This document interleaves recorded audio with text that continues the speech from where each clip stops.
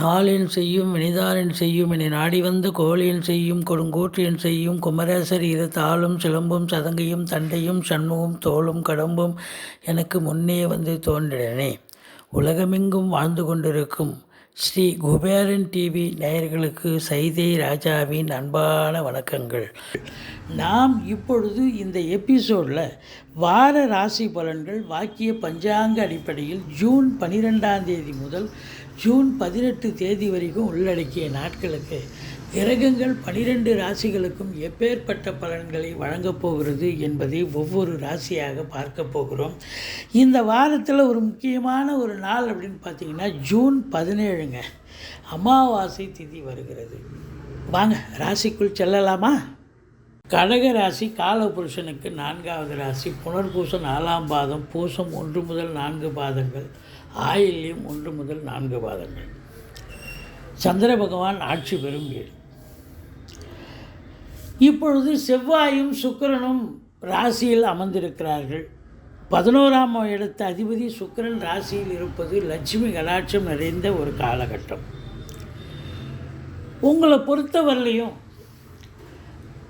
இந்த கடகத்துக்கு முதன்மையானவர் செவ்வாய், யோகாதிபதி, முதல் யோகாதிபதின்னு சொல்லக்கூடியவர், 5க்கும் 10க்கும் உடையவர். அவர் நீச்சம் அடைஞ்சிருக்கிறார், நீச்ச பங்கம் பெறவில்லை. ஆதலால் இந்த வாரம் கொஞ்சம் எல்லாமே நடக்கிற மாதிரி இருக்கும். ஆனால் செவ்வாயினுடைய காரகத்துவம் உங்களுக்கு அவ்வளோ வேலை வாய்ப்புகள், வேலை விஷயங்கள், தொழில் விஷயங்கள், என்னதான் 10ஆம் இடத்துல குரு இருந்தாலும் அந்த வீட்டு அதிபதி நீச்சம் அடைஞ்சதால் ஒரு பெருசாக ரீச் ஆக முடியுமா அப்படின்னா கஷ்டம்தான். இருந்த போதிலும் 2ஆம் இடத்தை குரு பார்க்கிறார், தனஸ்தானத்தை தனக்காரகன் பார்க்கிறார். தன பிராப்தி உண்டு, குடும்பத்தில் நிம்மதி, சந்தோஷம், குதூகலம் ஏற்பட போகிறது. உங்கள் சொல்லுக்கும் செயலுக்கும் மதிப்பு மரியாதை கண்டிப்பாக உண்டு அப்படின்னு சொல்லணும். வாக்கினை தொழிலாக செய்யக்கூடிய இந்த கடகராசி அன்பர்களுக்கு இந்த வாரம் தொழில், அதாவது உதாரணம் வழக்கறிஞர்கள், ஆசிரியர்கள், சொற்பொழிவாளர்கள், மேடை பேச்சாளர்கள், இவங்கெல்லாம் பார்த்தீங்கன்னு சொன்னால் பட்டிமன்ற பேச்சாளர்கள், இவங்களுக்கெல்லாம் ஒரு சிறப்பாக ஏதாவது ஒரு சித்தி, ஒரு சக்ஸஸ் ஏற்படும். அடடா நல்லா சாதாரணமாக இருந்தவர் நல்லா பேசுகிறாரியா அப்படின்னு ஒரு ரீச் ஆகக்கூடிய ஒரு அமைப்பு இருக்கும். குடும்பத்தில் நிம்மதி, சந்தோஷம், குதூகலம், குடும்பத்தில் சுப நிகழ்ச்சிகள் நடத்துவதற்கான அமைப்புகள் இருக்கிறது. 4ஆம் இடத்தை குரு பார்க்கிறார், செவ்வாயும் பார்க்கிறார். வீடு வாங்க, மனை வாங்க, ஃப்ளாட்டு வாங்க, வீடு கட்ட உங்கள் அபிலாஷை என்னவோ அது கண்டிப்பாக நிறைவேறும். ஒரு சிலருக்கு இப்போ 2 வீலர் மாற்றுறது, இல்லை 4 வீலரே வாங்கிறது, அப்படி ஏதாவது ஒரு நிலை இருக்கும். பிள்ளைகளுடைய உயர்கல்விக்காக செலவு பண்ணுவீங்க. அவங்க எந்த கோர்ஸில் சேர்த்து விடணுமோ அந்த கோர்ஸில் சேர்த்து விட்டு நல்லா படிப்பாங்க.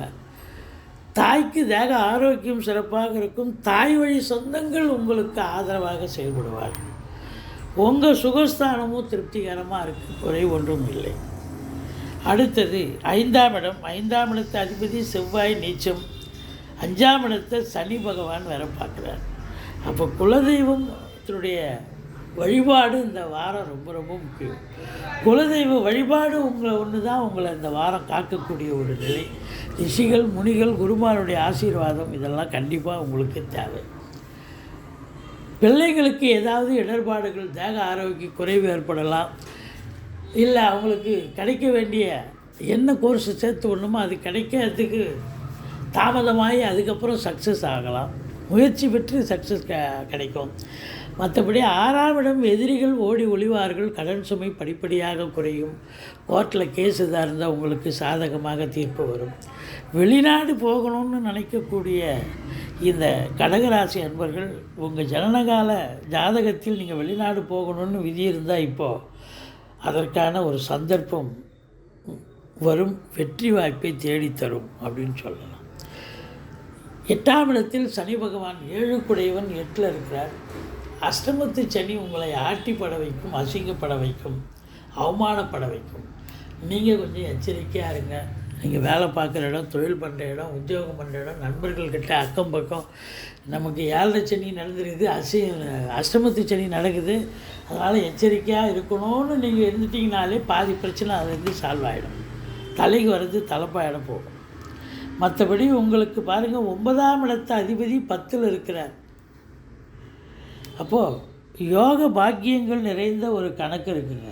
இந்த வாரம் ஒரு யோகமாக இருக்கும். தொழில் ரீதியாக நல்ல ஒரு யோகம் இருக்கும், நல்ல சம்பாத்தியம் இருக்கும்.